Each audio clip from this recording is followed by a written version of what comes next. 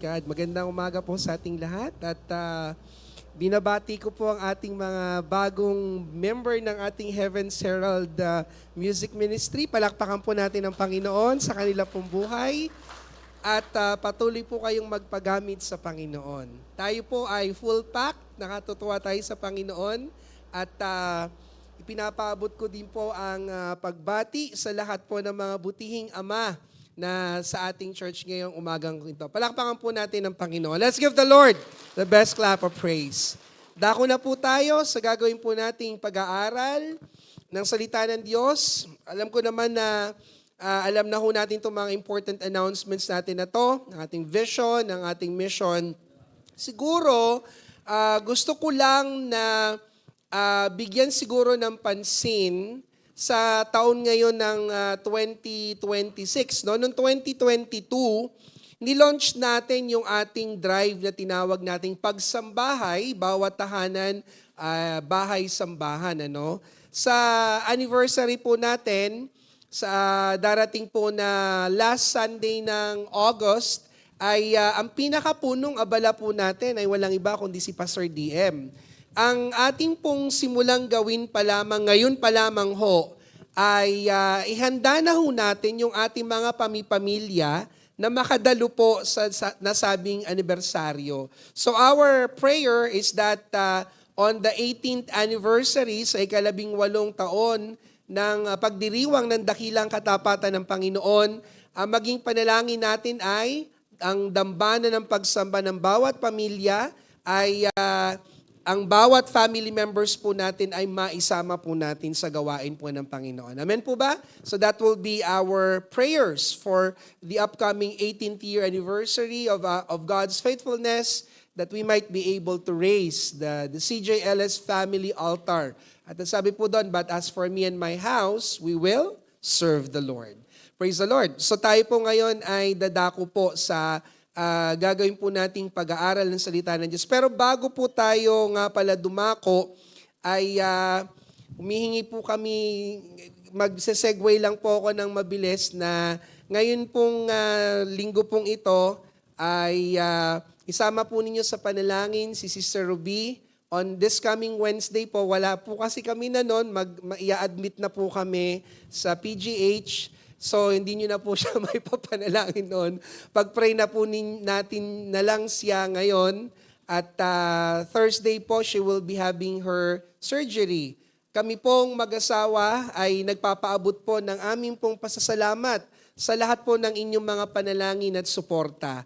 At alam po namin na hindi po magiging ganap yung provision ng Panginoon para po sa kanyang operasyon kung hindi po sa inyong panalangin at tulong. So mula po sa aming mag-asawa ay ipinapaabot po namin ang aming taos-pusong pasasalamat. Una sa Diyos at sa bawat kapatid at sa bawat isa po sa inyo na tumulong para po sa operation po ni Sister Ruby this coming pong Thursday actually. No? And in line of that, sa darating pong linggo, si Pastor Alan po muna ang pastol na naka-assign po sa atin. Di ko rin po alam kung indefinite po ang aking leave as I nurse my dearest wife back to health. Pero alam ko naman mabilis kung gagaling si Sister Ruby. Oo. Kinabukasan lang nandito na ho siya. No? Nakita niyo nagsusuga na ulit ng kalabaw yan sa labas. No? So ganun kalakas. Pero we really thank the Lord dahil sa community nating ito, mabiyaya po ang Panginoon. Amen po ba? So palakpakan po natin ang Diyos. Let's give the Lord the best clap of praise. Tayo po ngayon ay dadako na po sa gagawin po natin pag-aaral ng salita ng Diyos. At sisimulan ko po ito sa pamamagitan po ng isang update sa inyong lahat. Ano po? Alam ko ho na ngayong araw pong ito, everyone and all over the place, today is the Father's Day is being celebrated. So, Happy Father's Day sa lahat po ng mga tatay. Palakpakan po natin ang Panginoon. Tutuwa tayo kasama natin si Lolo, ang butihing, tatay ba ni Ate Bambi yun? Hindi. Okay. At ang kanyang butihing asawa, si Kuya. Napalakpakan natin ang Panginoon. Praise the Lord. Welcome po. Sana lagi na, no? Pero ano't ano man ay Happy Father's Day sa lahat ng mga tatay po natin. Ngayon, siguro I would like to break, medyo anticlimactic yung aking balita sa inyo. Pero alam nyo ba ngayon na napansin ng isang pag-aaral, batay sa pag-aaral ng latest trend, no? A lot of millennials and a lot of Gen Zs. O, ano yung mga millennials? Anong edad niyan? Parang nasa... Oo, yeah, basta yun na yun. Oo. Yung mga millennials at saka Gen Zs, no? Merong napansing trending sa kanila ngayon. At alam niyo ho, medyo nakababahala yung trending ho na nangyayari sa mga kabataan, lalo na po yung mga nasa millennials at Gen Z. Meron pong isang ginawang parang lingkod community service ang UP Kamakailan at nag-host po ng tawag dito ng parang vasectomy drive. At nag-alat lang po ng 30 na allocations for vasectomy for that particular day. Nagulat po dahil more or less, more young Filipino man or men choose vasectomy as they opt out of fatherhood, no? So kung ang ligate po ay permanent po na sterilization sa mga kababaihan para wag na po magbuntis, ang vasectomy po ay ito yung operasyon na ginagawa sa mga kalalakihan para ang mga lalaki ay hindi na makapag-produce ng anak. Hindi naman magbubuntis yan. Sila para hindi na sila magkaroon ng anak. And very interestingly, in a study shown across both US and the Philippines, data shows a major surge in younger demographics, specifically millennials and Gen Z, opting for vasectomies. Many young men are now viewing the procedure as an empowering way to take control of their reproductive health rather than seeing it as a loss of manhood. And ito nga pong report na to, meron pong isang community, parang community service na ginawa sa UP. And ang ginawa po noon, nagpa-schedule lang ng parang 30 slots lang. Nagulat po dahil there were a total of 300 men who actually underwent the procedure. Ngayon, nakakapagtaka. Dahil ano ba ang nagpapatatay sa tatay? Ano ba ang nagpapa-father sa isang lalaki? Ang isang lalaki ay nagiging father if they begin to sire children. Kapag sila ay nakapagpuproduce ng anak, no? At alam po natin na yun usually ang role talaga ng father, to sire children. Now, very interestingly, ito ho at nakahanda na ba yan? Meron pong isang frontline balita. Talagang sinuportahan po itong balita na to.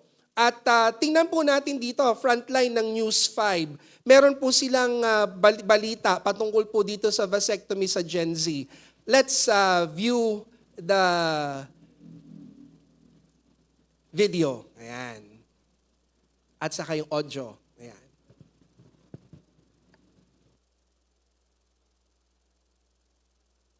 Father's Day na po ngayong linggo. Pero alam nyo ba na parami raw ng parami ang mga lalaking Gen Z sa Pilipinas na ayaw nang magkaanak at nagpapa-vasectomy?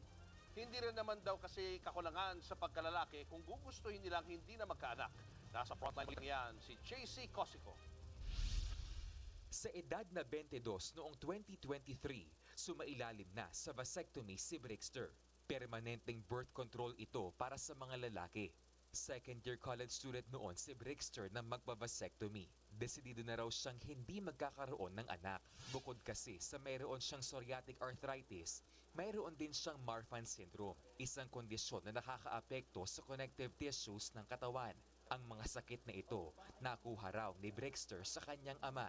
Yung dalawang sakit na yon, talagang mahirap siyang danasin. Hindi lang physical health mo, pati yung mental health mo. Because of the suffering, it's very painful. Ayokong maging magulang na nagdudulot ng sakit sa kanyang anak. Ang BPO employee naman na si Carl, 23 anyos noong magpa-vasectomy.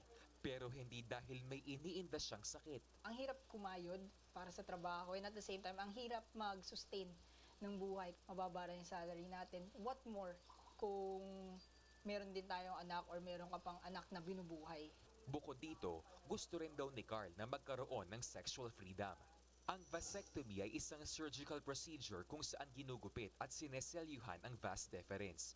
Ito yung muscular tube na dinadaanan ng sperm ng mga lalaki. Dahil dito, hindi na makakabuntis ng isang magpapa-vasectomy. Pero nakakaapekto ba ito sa performance sa pakikipagtalik?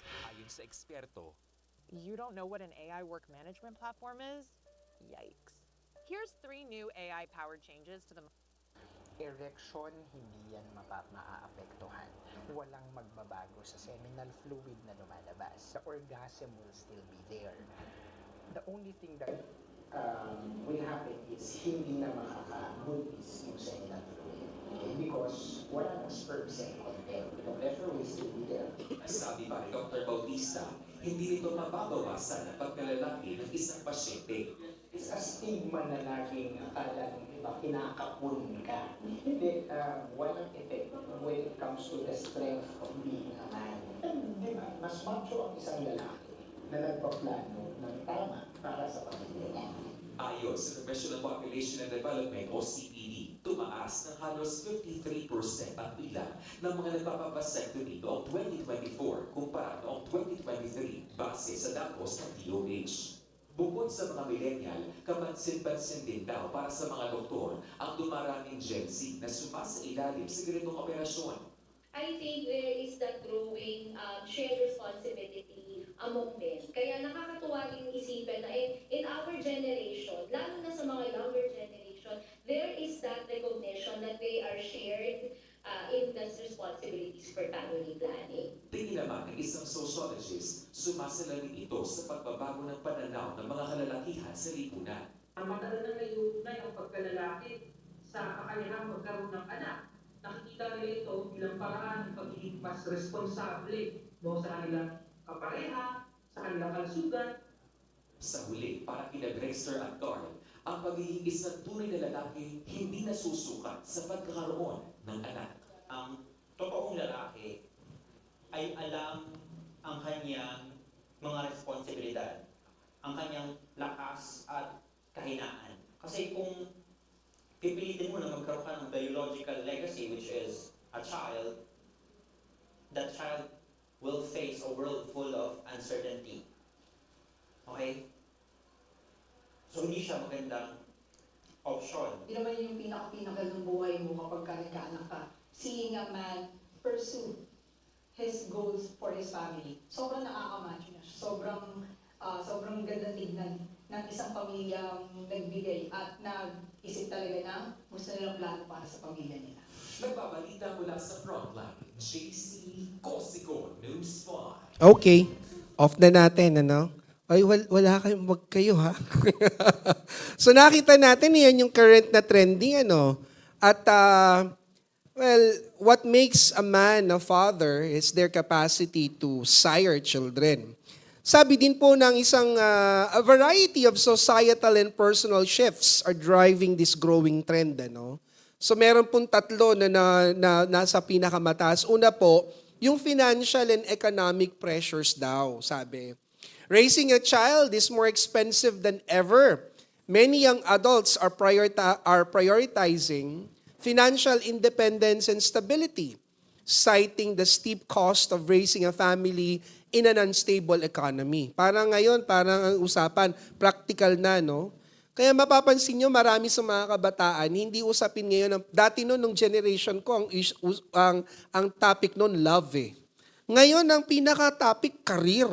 At marami ang sabi ganon, we are married to our career, no? So, financial and economic pressure. Ikalawa, sabi dito, environmental and societal concerns. Marami ang nagiging ganitong kaisipan eh. Sabi nila, many Gen Zs and millennials, they cite global issues such as overpopulation. Ang dami-dami na daw tao. Tapos the environmental footprint and social unrest as primary reasons for choosing to remain child-free. Mag-aanak ka pa, ang gulo-gulo na ng earth, sabi ng marami, no? Particularly mga Gen Zs and the millennials. And then, lastly, shift in generational attitudes, no? Abang pag nagbabago ang pananaw ng mga henerasyon natin. Sabi dati, while having children was once viewed as the default life path, cultural acceptance of a child-free lifestyle has exploded. Social media campaigns and open discussions on platforms like TikTok have also demystified the procedure for the younger viewers. So parang nangyayari ngayon, hindi na usapin ngayon sa maraming kabataan ang pagkakaroon ng mga anak. So ngayon, parang makikita natin dito, kapag nagpatuloy yung trending na to, magkakaroon ng krisis ang pagiging ama. There will become a crisis of fatherhood. And so for this morning, I would be delivering a sermon entitled Addressing the Fatherhood Crisis. Alam nyo, ang pagiging isang ama ay hindi lamang sa pagkakaroon ng anak. And we need to understand what is the real model of fatherhood as far as the Bible is concerned. Hindi ako natatakot sa mga kabataan dito sa CJLS dahil alam ko, pag balansyado ang turo ng salita ng Diyos, hindi naapektuhan ang mga kabataan ng tunay na Kristiyanong iglesia ng kalakaran ng mundo. Amen po ba? So I don't have any issues on this. Actually, meron pa ako nabasang isang article. Ang sabi ng isang article doon, bakit daw maraming mga youth kapag naging young professional na ay umaalis ng simbahan? Hindi ho yan problema dito sa CJLS. Dahil marami tayong mga young adults na young adults at young professionals na, pero they never leave the church. Why? If they are grounded in the Word of God, they will not leave the community. And I also believe that if our young people are trained how biblical fatherhood is, what biblical fatherhood is like, naniniwala ko, hindi ito magiging crisis. Pero tingnan ho natin, is there a recent crisis in terms of fatherhood? Meron pong isang pastor, kamanggagawa po natin, si Pastor Norman Season Lau. He actually wrote an article, and the article is entitled The Crisis of Fatherhood. Sabi po niya, may dalawa daw hong realidad kung bakit nagkakaroon ng breakdown ang fatherhood sa panahon po natin ngayon. Whether we like it or not, mag-real talk tayo ngayong umaga pong ito, no? Iba ang dating ng nanay sa tatay. Tama naman, no? Alam naman natin, no? And most of the time, there is actually like a view of a problematic fatherhood. Dalawa daw ho ang dahilan kung bakit nagkakaroon ng breakdown ng pagkaama sa ating henerasyon. Una po, yung tinatawag na the failure of fathers. Ano po yung the failure of fathers? Ito po yung panloob na problema na nangyayari. So una po, there's what we call the failure of fathers. At ang pangalawang problema na nangyayari ay yung tinatawag na the deconstruction of fatherhood. Ito po yung panlabas. Ito yung panglipo ng problema kung bakit nagkakaroon ng krisis ang pagiging ama sa ating pong mga panahon. Now, sabi ni Pastor Norman Season Lau, yung failure of fathers, meron po kasing ganitong konsepto. Ang konsepto ng tradisyonal na pagiging ama ay yung good provider ka lang. Laging ang konsepto sa mga ama ay laging kayod ng kayod, trabaho ng trabaho, para makapagbigay ng mabuting kinabukasan at mabuting pamumuhay sa kanilang may bahay at sa kanilang mga anak. So for decades, the traditional model of fatherhood often gave priority to financial provision. Pero ito problema nun, hindi nagkakaroon ng emotional attachment yung mga bata sa kanilang mga tatay. So nagpo-provide ng mabuti, pero hindi sila nakaka-attach or hindi sila nakakalapit sa kanilang mga anak. Now, with all due respect, ang tatay ko, naging mabuting provider sa amin ang tatay ko. Pero ang tatay ko spent most of his life actually working abroad for good future for us. Pero nung bumalik na siya dito, na-realize niya, malalaki na kami lahat. And it was already difficult for him to attach to us because we already are grown-up adults, no? So nangyayari, para makapag-provide sa pamilya, ang nangyayari, nasasakripisyo yung relasyon na yon. Kaya yun po yung isa sa problema tinatawag na failure of fathers. We begin to understand that when fathers fail to be safe harbors, when they fail to become leaders and loving anchors, nagkakaroon ng tinatawag na massive trust deficit. Lumalaki yung mga bata na walang tiwala at hindi close sa kanilang mga tatay. At isa po ito sa realidad ng buhay po natin. Naging mabuting provider pero malayo sa kanilang mga anak. Kaya nga sinasabi ng maraming mga family counselors, kung kaya din lang daw anya na makapaghanap ng mapagkakakitaan dito sa bansa at hindi na kinailangan mga ibang bansa, gawin. Bakit? Mahirap kasing lumalaki yung mga bata na walang kinalakhang ama because of the work. So that's the first one, the failure of fathers in terms of the traditional model of fatherhood, which is being a good provider. Ano nangyayari dito? Sa paglipas ng panahon, this has caused generational trauma.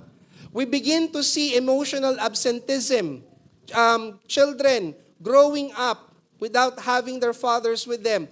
Others feel abandonment at yung iba din, there is abuse.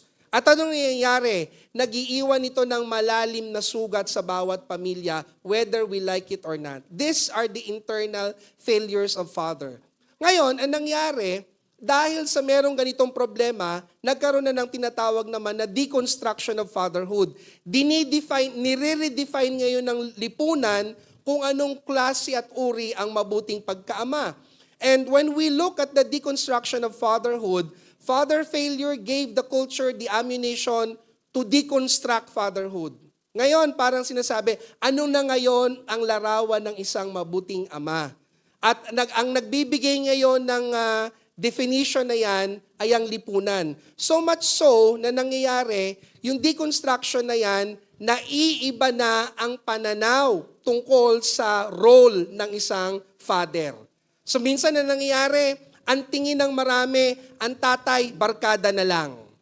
Ang tingin ng marami, ang tatay dapat primary caregiver sa kanilang mga anak. So yung dating roles ng mga fathers, because of societal impact, nababago yung definition. Kaya makikita mo minsan, meron mga tatay, parang ang feeling na lang ng mga anak, barkada na lang yung tatay nila. Is that the way fatherhood should be like? So nakita po natin, there is this deconstruction. At meron pa ngang isang libro na sinulat on that. Ganyan kagrabe yung deconstruction ng fathers. Changing the images of fathers in popular culture. Now listen carefully please. Yung internal failure at saka yung deconstruction ng fatherhood, may epekto ito sa paraan ng kung paanong kinikilala ang mga tatay sa ating panahon ngayon. Amen po ba?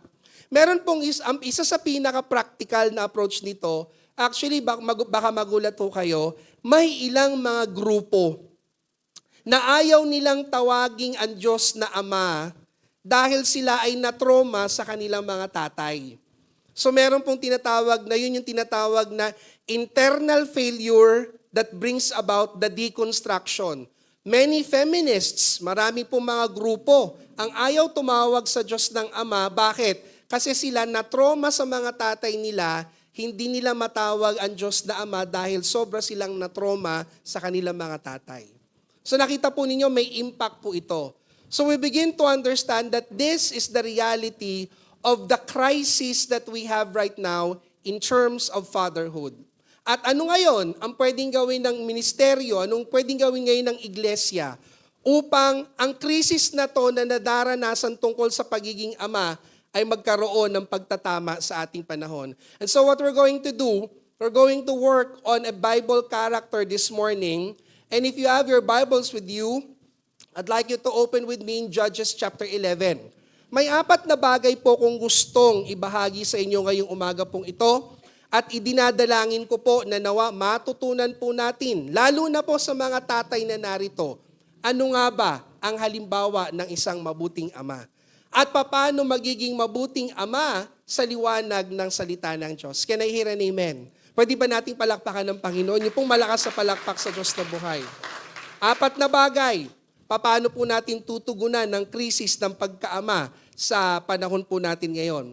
Unang-una, sabi po dito, well, the first issue that we have is that, una, hindi natin maiaalis ang realidad, merong issues ng fatherhood.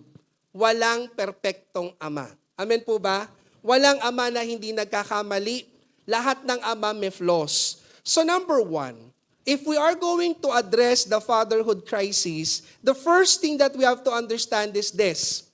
Every earthly father has a past. Their life situation served as their model of fatherhood. walang ama na perpekto. At ang lahat ng ama may pinanggalingan niyang kasaysayan ng kanilang buhay. Amen po ba?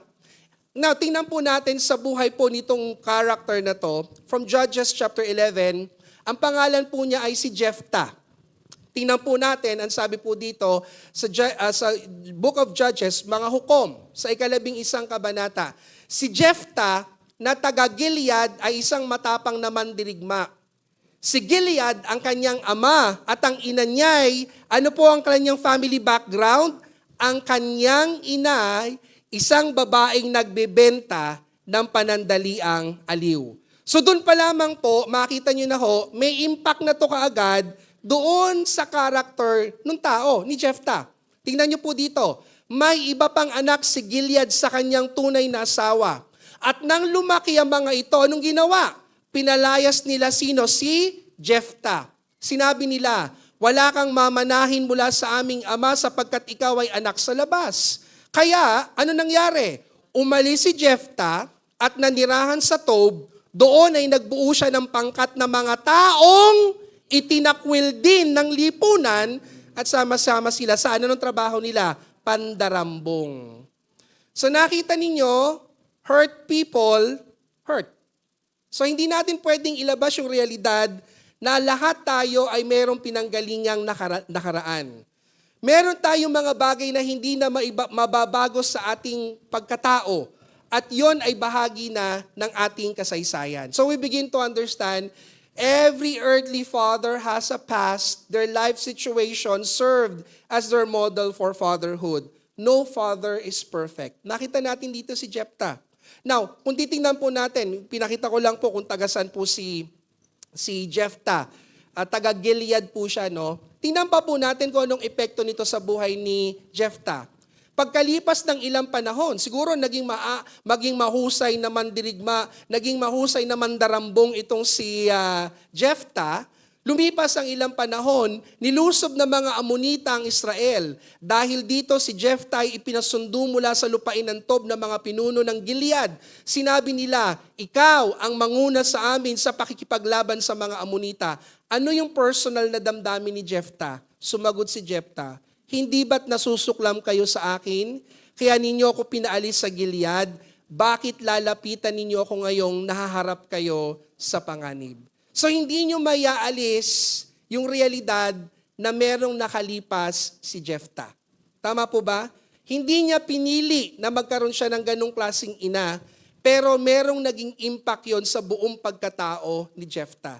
Jephthah felt that he was actually abandoned.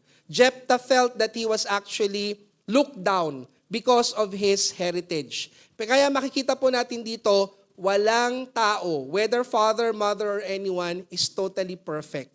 We have our pasts, and we have to deal with this unchangeable reality. Can I hear an amen? Minsan po, meron pong isang kabataan na lumapit po sa akin at inirereklamo niya yung kanyang tatay. At ang sabi ko sa kanyang ganon, ganap mo na bang kilala ang tatay mo para mo siya husgahan sa lahat ng mga ginagawa niya? At napatigil itong kabataan ito. Sabi kong ganon, kilalanin mo muna ang tatay mo. Dahil hindi ganyan ang tatay mo nang wala yang pinagdaanan sa buhay. Meron niyang mga naging karanasan, meron mga realidad siya sa buhay na tanging siya lang ang nakakaintindi. At kung maunawaan mo kung saan siya nanggaling, mas maintindihan mo kung bakit ganon ang realidad ng tatay mo. Can I hear an amen? So the best thing that we could do so that we can best understand the fatherhood of any father is that we should understand where they are coming from. May mga bagay na hindi na po natin kayang baguhin at may mga bagay na dapat po nating tanggapin. We have to acknowledge, but we never need to condemn. Amen po ba? I'll be honest with you if I'll say, my father grew up in a generation wherein marahas yung kanyang kinalakihang henerasyon. Kaya kung bigwasan kami, ganun na lang din, di ba? Kaya nga, ito, with all due respect, hindi ko nilalagay sa limelight ang tatay ko. I'm not putting the dirty linen in front of the congregation. My father, he has good side and he has bad sides, but all of it was the product of his past. Amen? And that cannot be changed. The only thing that we can do is to understand Him, acknowledge, but never condemn. Can I hear an amen? Tingnan nyo nga yung mga, kung meron dito yung mga anak, tingnan nyo yung tatay nyo ngayon. Acknowledge, but never condemn. Bigla kayo natawa, no? Acknowledge that fatherhood is hard. Amen? Wala namang nagtuturo sa pagiging tatay eh. Meron bang pinapasukan tong mga tatay natin na sabihin, mag-enroll ka sa BS Fatherhood? Wala. Fatherhood is hard. And sadly, there are not much model of many men grew up without as a clear model for biblical fatherhood. Amen? Hindi natin pwedeng sabihin na merong mga naging ehemplo sila. Karaniwan, ang naging turo, ang naging guru nila ay ang mahigpit na guru ng buhay. At kung minsan, natutunan na lang nila ang pagiging amang biblically nung nakakilala sila sa Panginoon. Kaya ang una natin dapat gawin, kilalanin natin at tanggapin natin ang realidad ng ating mga ama. Can I hear an amen? Amen po ba? So pagbukas tayo dun sa realidad na yon, hindi mo titingnan na masama ang tatay mo. Hindi ka magtatampo sa kanya, bakit binalibag ako ng palakol? Ay, ganun. Bakit iwinisawis ako? For all you know, meron pala siyang pinagdaanan na ganun din yung kanyang pinagdaanan. Kung ano yung kanyang kinalakihan, yun lang din ang kanyang magiging attitude. Can I hear an amen? But it's not saying that we acknowledge, but we do not condemn. And what can we best do for that? When we realize this reality, we pray for our Father. Amen? And ask the Lord that they would be changed for the better. Pwede ba nating palakpakan ng Panginoon? Yung malakas na palakpak sa Panginoon. So nakita ninyo, wala hong itinago sa Biblia tungkol kay Jephthah. At hindi naging problema na ilantad na siya ho ay anak sa labas at may epekto to. Naramdaman niya eh. Kinasuklaman siya, pinalayas siya. At nakita po natin dito, sabi nga nilang ganon, tawag dito, misery courts misery. Ano ibig sabihin nun? Yung mga taong miserable, naghahatak lang din niya ng taong miserable. Nakita niyo na ginawa niya? Nagpunta dun sa Tob, at ang ginawa niya, lahat din ng mga taong patapon ng lipunan, yun ang kinuha niya, nagsama-sama sila. So that's number 1. Number 2, when we're addressing the fatherhood crisis, understand this, God's grace is the redeeming factor for fatherhood. Amen? Eto, minsan, isang Bible study, hindi ko malaman kung bakit, ano naging takbo ng usapan namin, na kung bakit ba napakwento ko sa tatay ko doon sa Bible study namin sa Kakarong. At nasabi ko na nagkaroon ng malaking pagbabago sa pagiging tatay ng tatay ko nung siya ay nakakilala sa Panginoon. Amen po ba? We begin to understand that not only for the case of fatherhood, but for everyone, if not for the grace of God, we will never be changed. Amen? So nakita po natin dito, merong mga realidad ang ating mga tatay na hindi matatakasan. Pero meron din biyaya ang Diyos upang mabago ang pagkatatay ng ating mga tatay. Amen po ba? Pwede ba natin minsan pampalakpakan ng mga tatay na nasa ating kalagitnaan? Praise the Lord. Di ba sa tinagal-tagal ng panahon? At ang totoo naman yan eh, hindi naman kayo tatanda, hindi naman kayo lalaki sa edad na yan kung hindi kayo ipinagmalasakit ng inyong mga tatay. With all, ang sabi doon sa isang idiom yon, ano yon? Warts and mole. Ibig sabihin, imperfection and everything, the Lord used our fathers for us to be who we are right now. Tingnan po natin dito, paano natin nakita yung redeeming factor ng fatherhood kay Jephthah. Sabi po dito sa verse 8, ngunit sinabi nila, sabi ng mga taga-Gilead, ikaw ang nilalapitan namin ngayon sapagkat gusto naming makasama ka sa pakikipaglaban sa mga Amonita. Gusto rin naming ikaw ang mamuno sa Gilead. Pero tingnan po ninyo, instead na magrebelde si Jephthah, na-realize ni Jephthah na kung wala ang Diyos, wala siyang magagawa. Ito sabi niya, sinabi ni Jephthah, kapag isinama ninyo ako sa pakikipaglaban sa kanila, at tingnan nyo, at niloob ni Yahweh na ako'y magtagumpay, ako ang kikilalanin ninyong Pinuno. Sumagot sila, ikaw ang gagawin naming pinuno, saksi natin si Yahweh. Sumama nga si Jephthah sa matatandang pinuno patungong Gilead at ginawa siyang pinuno at tagapamahala ng mga taga roon. Ano ginawa ni Jephthah? Ipinahayag ni Jephthah sa Mizpah sa harapan nino. Sa harapan ni Yahweh, ang patakaran niya bilang pinuno. Ano nakita po ninyo? Bagaman si Jephthah ay pinalayas, bagaman siya ay naging leader ng mga mandarambong, nakita nyo na bago ang buhay. At nakita po ninyo na kung siya ay pagtatagumpayin ng Panginoon, kikilalanin siyang pinuno, pero ang kanyang pagkilala una ay sa Diyos. So we begin to understand that real solution to the fatherhood crisis is the grace of God. Alam niyo po mga magulang at mga kapatid at maging sa lahat ng mga tatay na narito at maging ikaw na nanonood sa pamamagitan ng upload na to later sa YouTube, God the Father is the ultimate example of fatherhood. Amen? Nasabi natin to Wala namang school na pwedeng pasukan. May pinasukan ba si Kuya Larry para maging tatay? Nagising na lang siya sa umaga, pagkatapos ng pakasal at nag-asawa, magiging tatay na siya. He wasn't even prepared, he was not schooled for that. Si Kuya Boy, nag-aral ka ba ng pagiging tatay? Nagising ka na lang, pag sinabi na ni Tita Seni na nagdadalang tao na siya, tatay ka na. Sino nag-train sa'yo? Wala, di ba? So we begin to understand that there are not so many examples on fatherhood. But the greatest example of fatherhood is no other than God. Pero ang problema, marami kasi mga tatay at maraming mga nanay, hindi pa rin nakakakilala sa Panginoon. Kaya wala silang halimbawa sa pagiging mabuting ama at pagiging mabuting ina. Sabi po dito sa Ephesians chapter 3 verse 14, dahil dito, sa panalangin inusal ni Apostol Pablo, ako'y lumuluhod sa harapan ng Ama. Ano daw ang Ama? Na mula sa Kanya'y nagkakaroon ng pangalan ang bawat sambahayan sa langit at sa lupa. God is the ultimate example of fatherhood. Amen? Tuloy po natin dito. Sabi sa Deuteronomy chapter 1 verses 29 up to 31, ang sabi ko naman sa inyo, sabi ni Moses, huwag kayong matakot sa kanila, sapagkat si Yahweh ang mangunguna sa inyo at ipaglalaban niya kayong tulad ng nakita ninyong ginawa niya sa Ehipto at sa ilang. Sabi sa verse 31, dinala niya kayong ligtas hanggang sa lugar na ito tulad ng pagkalong ng isang ama sa kanyang anak. Amen po ba? Ang pinakamahusay na ehemplo sa pagkaama ay ang ating amang sumasalangit. Can I hear an amen?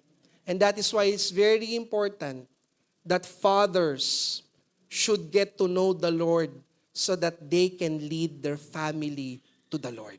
Amen? Ang tunay na ama na makadiyos ay yung ama na may pagkakilala sa kanyang amang sumasalangit. Pwede po ba nating palakpakan ng Panginoon yung pinakamalakas na palakpak sa Diyos na buhay? So yun ang una. Hindi maipagkakaila merong nakalipas at nakaraan ng mga tatay po natin. Pero ang pinakamabuting halimbawa ng pagiging ama ay walang iba kundi ang ating amang sumasalangit. Dalawa na lamang po at magtatapos na po tayo. Ang ikatlo po ay ito. Our earthly fathers could make enormous blunders. Amen po ba? Walang tatay na hindi nagkakamali. Tama po ba? Our response should be grace and forgiveness. Amen? Dati ho, nung maliit pa ako, ugaling-ugali ko kayo ba yung tipo ng bata matanong? No. Ako ho kasi, ewan ko ba kung bakit ako, tipo ng batang matanong. At sa tuwing nagtatanong ako, isa lang ang namumukod tanging sagot lagi ng tatay ko. Tay, bakit asul ang langit? Usisa. Aba, ang galing. Ay, yung usisa, napakahusay. Yun na yung sagot nun. Pag nagtanong na, Tay, ba ano nasa ilalim ng dagat? Usisa. Ay, pag usisa, pag sinabi niyang usisa, nasagot na lahat. Parang yun ang magic word. Nung lumalaki ako, doon ko na-realize yung usisa pala, matanong ka lang, hindi naman niya pala talaga sinagot yung tanong ko. Binudol lang ako ng tatay ko. Diba? For all you know, parang buong buhay ko, pag sinabing usisa, that answers everything. Nung lumalaki na ako, nung nagkakaroon na ako ng isip, naintindihan ko na, yung palang usisa, maurirat ka masyado, matanong ka. Yun lang palang gusto sabihin sa akin ng tatay ko. And I grew up living all my life knowing that usisa is the magic answer to everything. Kaya kayo, pag naging tatay kayo, huwag niyong inuusisa yung mga anak niyo. Sagutin niyo ng tama. Huwag niyong bibigyan ng usisang sagot. Sagutin niyo ng tama. Dahil yon ang bahagi ng pagiging isang mabuting ama. Ang turuan ng tama ang kanilang mga anak. Awa naman ng Diyos, yung usisa, bumuti rin sa akin. Ngayon, tingnan niyo ho dito. Our earthly fathers could make enormous blunders. Walang tatay na hindi nagkakamali. At dapat unawain ho natin yan. Tayo, bilang mga anak, bilang mga asawa at may bahay, walang perpektong ama. Pero tingnan po natin dito, gaano kalaki yung na-commit na pagkakamali ni Jephthah. Ano mo kang alam to ni Ninang Bising at sa mga nagbabasa ng Biblia. Sabi po dito, sa pagpapatuloy po sa aklat po ng mga hukom, 11 kabanata, talatang 20. Ang Espiritu ni Yahweh ay lumukob kay Jephthah. Tinipon niya mga tao sa Gilead at Manases, pagkatapos ay nagbalik sa Mizpah, Gilead, at saka nagtuloy upang salakayin ng mga Amonita. Tingnan ho ninyo naging sabi ni Jephthah. Sumumpa si Jephthah kay Yahweh ng ganito. Kapag pinagtagumpay ninyo ako laban sa mga Amonita, susunugin ko. Bilang handog sa inyo ang unang lalabas sa aking bahay at sasalubong sa pag-uwi ko. Mabigat na desisyon. Oo o hindi? Panginoong kong Diyos. Mabigat yaang pangako na yan. Ulitin sabi niya dito, pag ako'y pinagtagumpay mo, Yahweh, laban sa mga Amonita, susunugin ko bilang handog sa inyo ang unang lalabas sa aking bahay at sasalubong sa pag-uwi ko. Eto na nangyari. Alam naman natin ang kwento. Sinalakay nga ni Jephthah ang mga Amonita at pinagtagumpay siya ni Yahweh. Nagapi nila mga kalaban at nasakop ang 20 lunsod mula sa Aroer, sa palibot ng Minit hanggang sa Abel-Querim. Marami silang napatay na Amonita. Eto na ang storya. Ang anak ni Jephthah. Nang magbalik si Jephthah sa Mizpah, sinalubong siya ng anak niyang babae na sumasayaw sa saliw ng tamburin. Tamburiner. At ang kanyang anak na babae ay siya niyang kaisa-isang anak. Nang makita ni Jephthah, pinunit niya ang kanyang damit at buong paghihinagpis na sinabi, Anak ko! Kay bigat na bagay nitong ginawa mo sa akin ngayon. Ang panata ko kay Yahweh ay hindi ko na mababawi pa. Nagkamali o hindi? And let me tell you a very tragic story. I remember I made the preaching of this before. And I was of the opinion that Jephthah did not sacrifice his daughter. Later studies have shown, based on the genre of the book of Judges, he offered his child. Literal niyang pinatay yung kanyang anak. By merit of the study of the book of Judges, I've already consulted a number of references, and many biblical scholars said, pinatay nga ni Jephthah yung kanyang anak. Nagkamali o hindi? Wala ka na magagawa doon. Pero nagkamali. Pero ito nakakatuwa, no?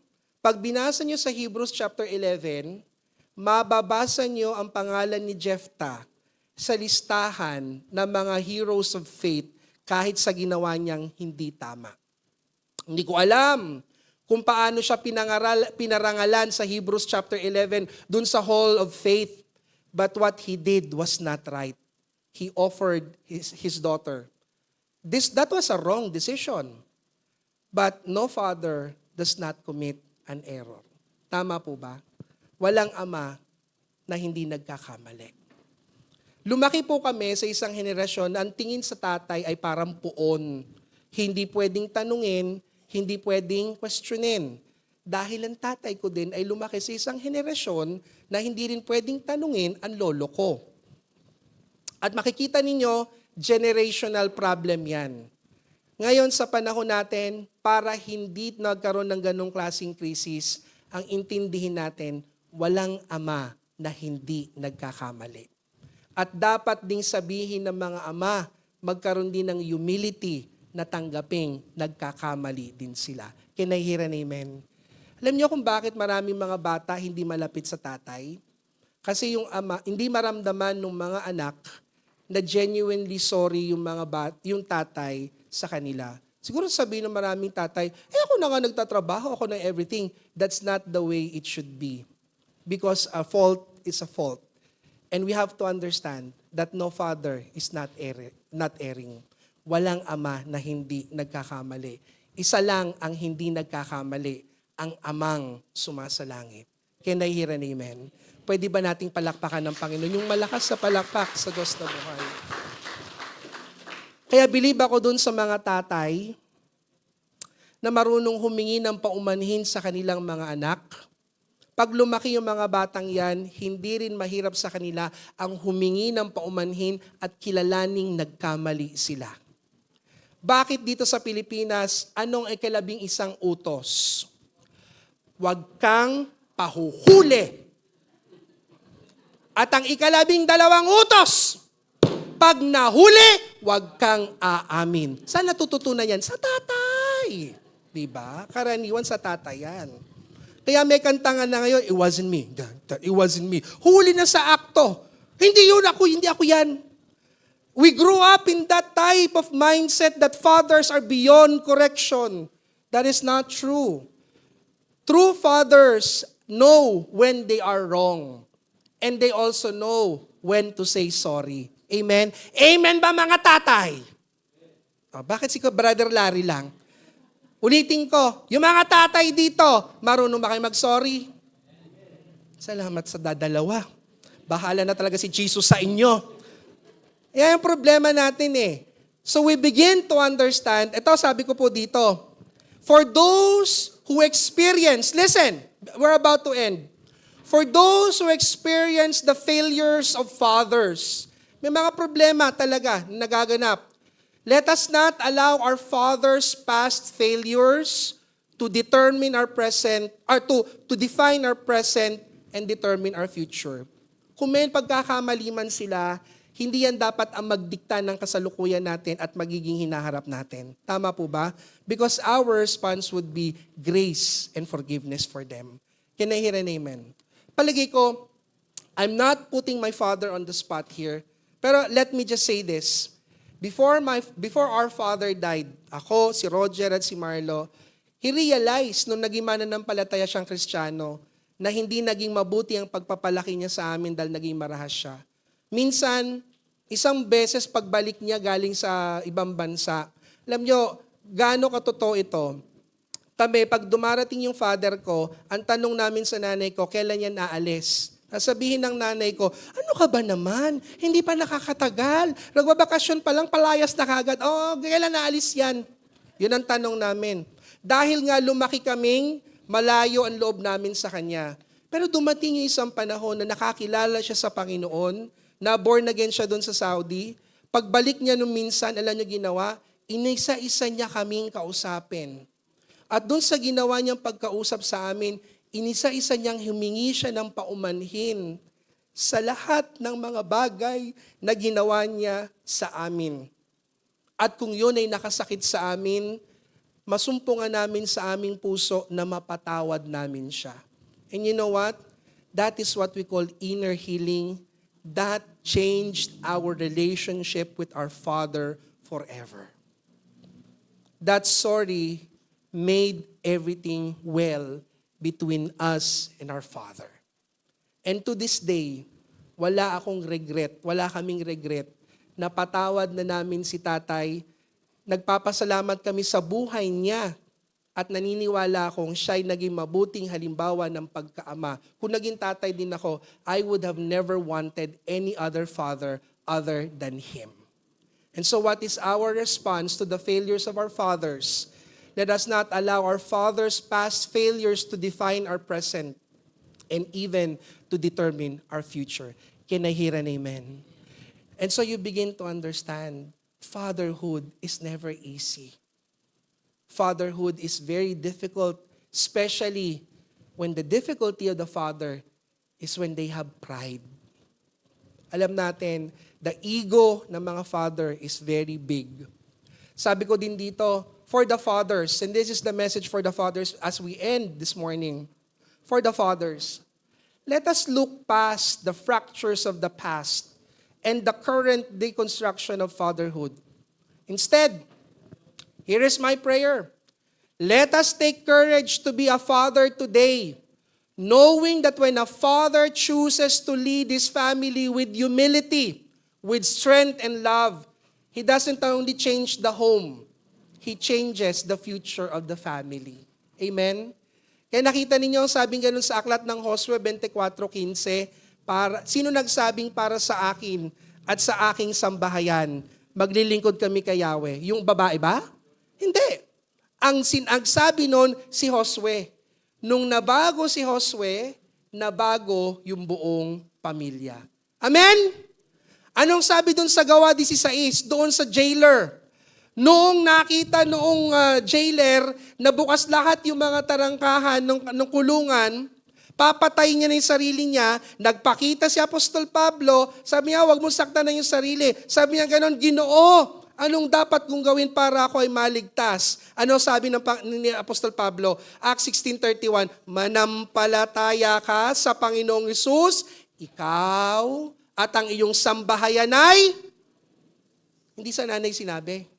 Kanino sinabi? Sa tatay. Kasi kapag ang tatay ay tunay na makadiyos, ang buong pamilya ay susunod. Pwede ba nating palakpakan ng Panginoon? Yung malakas na palakpak sa Diyos na buhay. Kaya sa tatay nila kuya, sa tatay nila Zar, nila daday, at sa lolo nila, hindi ho aksidente na napadalo ho kayo ngayon. At hindi rin ho aksidente sa mga tatay na ito ang mensahe ng Panginoon sa inyo. Alam ho ninyo, may pananagutan kayo sa harapan ng Diyos.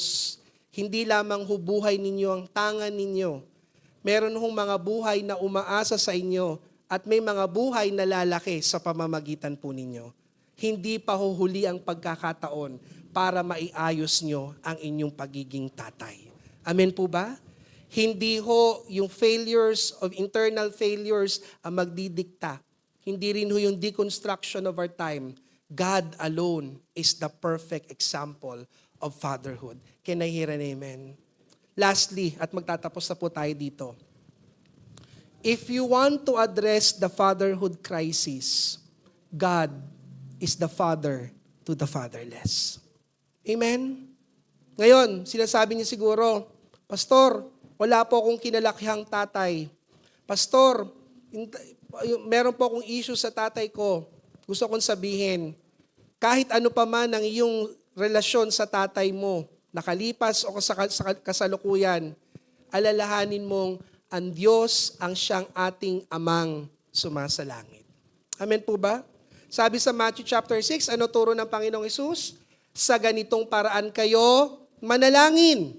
Ano tawag sa Diyos? Ama namin. Di ho ba? At paano kayo magiging anak? Sa pamamagitan ng inyong pakikipag-isa kay Kristo Jesus. Sapagkat hindi lahat ng tumatawag sa Kanya ng Panginoon ay maliligtas. Tayo ay nagiging anak ng Diyos sa pamamagitan ng Panginoong Hesukristo. Can I hear an amen? Kaya doon sa mga nagsasabing wala kayong tatay, o hindi kayo lumaki sa matinong tatay, hindi kayo kailanman nag-iisa sa buhay dahil meron kayong amang sumasalangit na nagmamahal sa iyo at sa akin. Can I hear an amen? So we begin to understand that to address the fatherhood crisis, God is the father of the fatherless. We begin to understand. Sabi dito sa Awit chapter 10 verse 14, subalit nakikita mo ang hirap at kaapihan, at ikaw ay palaging handang dumamay. Ang pinatutungkulan dito ay Diyos. Ang mga kapuspalad ay sa iyo lang umaasa. Sa tuwinay, sumasaklolo ka sa mga ulila. Sa English version, you are father to the fatherless. Your husband to the widows. and you are our Father. So we are never fatherless because the perfect example of fatherhood is no other than the Lord. And lastly, ano sabi sa Psalms 27 verse 10? Itakwil man ako ng aking ama at ina, si Yahweh ang sa akin ay mag-aaruga. Amen po ba? Wala akong nagsabi na madali ang maging tatay. At gusto kong sabihin din po ito mga magulang at mga kapatid, dito na po ako magtatapos. Sa tingin natin, mabigat ang responsibilidad ng isang ina. Hindi ho natin mapag-aalinlanganan yan sapagkat sa loob ng 9 na buwan ng ating buhay, ay dinala tayo ng ating mga ina sa kanilang sinapupunan. Pero merong isang bagay akong gustong ipapaalala sa inyo. While our mothers carried us in their womb for 9 months, our fathers carry us in their heart and mind all the days of their life. Yun ang burden ng fatherhood. Ang ina, 9 na buwan. Ang tatay, dala ng tatay ang kanyang mga anak habang sila'y nabubuhay. Ganon kabigat ang responsibilidad ng isang ama. Ang gabi ginagawang umaga, lahat walang pinalalampas na trabaho makapag-provide lang sa kanilang mga anak. Ultimong buhay handa nilang ibigay. Pero ang pinakamalaking halimbawa ng pagiging mabuting ama ay wala sa tao. Tanging Diyos at Ama lang, ang Amang sumasalangit, ang magandang halimbawa ng pagkaama dito sa lupa. Amen po ba? Kaya ang aking hamon sa mga tatay on Father's Day 2026, if there is an ongoing crisis of fatherhood, that should not be our response.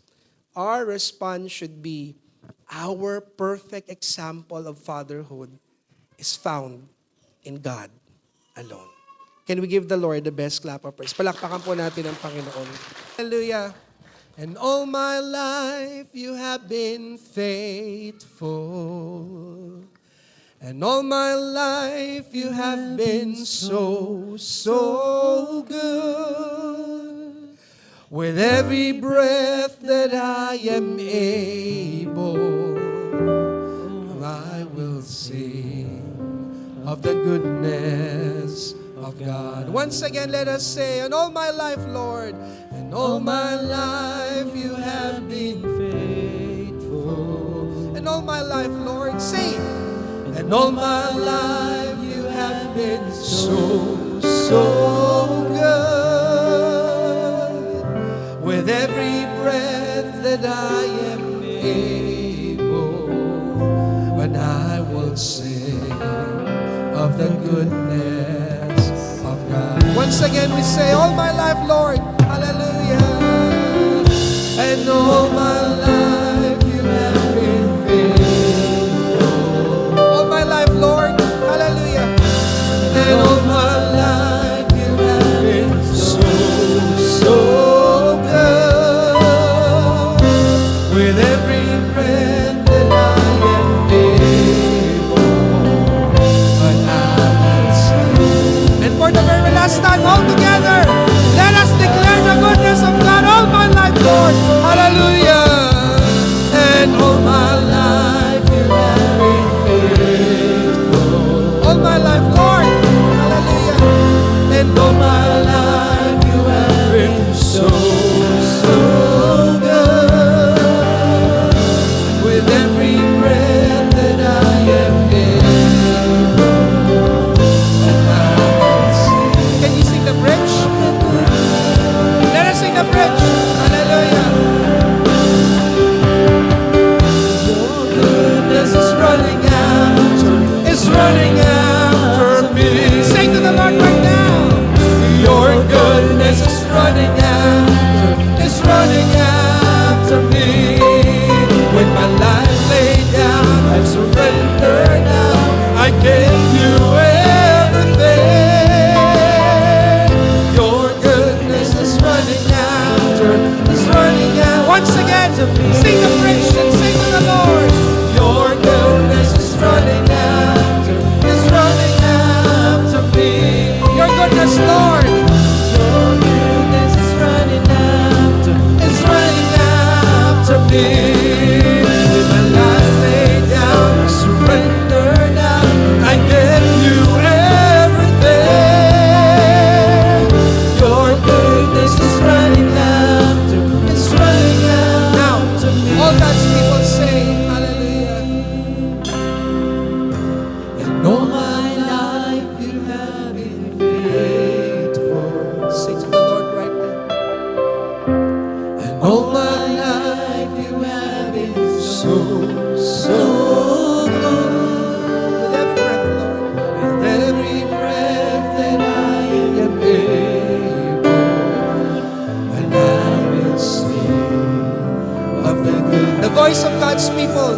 for the very last time, all my life, Lord.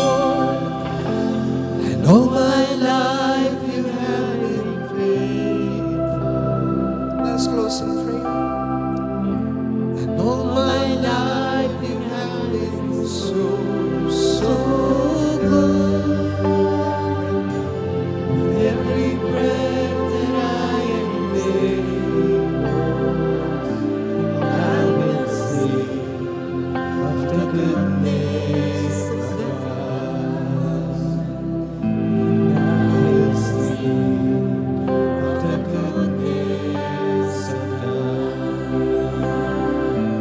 I will sing of the goodness of God.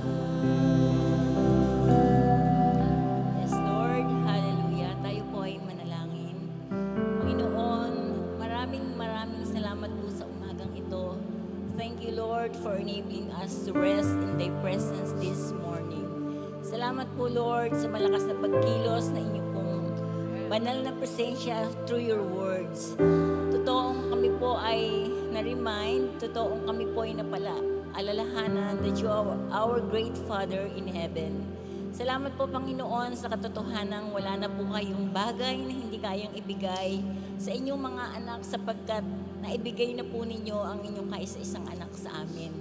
Salamat po, Lord, sa katotohanang kayo po ang kasapatan namin sa buhay na ito. Salamat po, Lord, dahil ang inyo pong pag-ibig sa amin ay hindi nagmamaliw. Thank you din po, Panginoon, sa amin pong mga earthly fathers, especially sa mga fathers po dito sa CJLS. Thank you, Lord, for their lives, for their love and sacrifices for their families. Salamat po, Panginoon, sa hindi malirip na pagmamahal po nila at pag-aaruga sa kanilang pamilya. Patuloy niyo po silang pagpalain, bless the works of their hands, at patuloy na maging godly fathers sa lahat ng dako. Panginoon, pagpalain po ninyo ang inyong pong mensahero sa buhay po ni Pastor Ronald. I-bless niyo po siya sa lahat ng aspeto ng kanyang buhay. At patuloy, O Diyos, na gamitin niyo po siyang mainam sa revelation po ng inyong pong mga salita. And before we end this morning, O God, we say a special prayer for our sister Joyce and her daughter Leah de Jesus na kagabi po ay tumulak papuntang Abu Dhabi. Panginoon, ang dalangin po namin ay isang safe travel, ang inyong pong divine protection, ang sumakanila, Panginoon, maging kay Engineer Pao na sasalubong sa kanila. Pagpalain mo po, Panginoon, ang kanilang pamilya as they stay there temporarily. Salamat po, Panginoon, sa bawat babae at lalaking naglaan ng oras nila para kayo po ay masamba in spirit and in truth. Patuloy, Lord, ang inyong pong paggabay, pagsama sa amin all the days of the week. Patuloy, O Diyos, na maingatan niyo po kami at patuloy na maibalik sa susunod po na linggo. Maraming pong salamat. At patuloy, O Diyos, na ganun din, pinagpe-pray po namin ang aming kapatid, si Sister Ruby, na mag-undergo po ng operation. Lord, ang dalangin po namin, kayo po ang patuloy mag-iingat sa kanya. Kayo po ang hihipo sa mga doktor na gagawa po ng surgery. Patuloy, O Lord, na siya makakaraos sa inyo pong biyaya. At patuloy, Lord, na speedy healing ang aming pong dalangin. Alam po namin mula provision, kayo po ay nariyan na ipagkaloob na po ninyo ang kanyang pangangailangan. Ang dalangin po namin, malakas na loob, malakas na pangangatawan, at totoong siya po ay babalik dito ng parang walang nangyari sapagkat matagumpay po na naganap ang operasyon sa inyo pong biyaya. Cover her with your most precious blood, Panginoon, at tunay na after the operation ay makikita agad ang kanyang mabilis na paggaling, Panginoon. Marami pong salamat dahil kayo ang Diyos na aming inaasahan sa lahat ng pagkakataon ng aming buhay. Kayo po ang Diyos na alam po namin natutugon pag ito po ay ayon sa inyong kalooban. Marami pong salamat. This is our prayer in Jesus' mighty name. Amen. Yeah. Let us lift up our hands to the Lord for the benediction of blessings. Sa Kanya na makapag-iingat sa inyo upang hindi kayo magkasala at makapaghaharap sa inyo ng walang kapintasan at may malaking kagalakan sa Kanyang kaluwalhatian.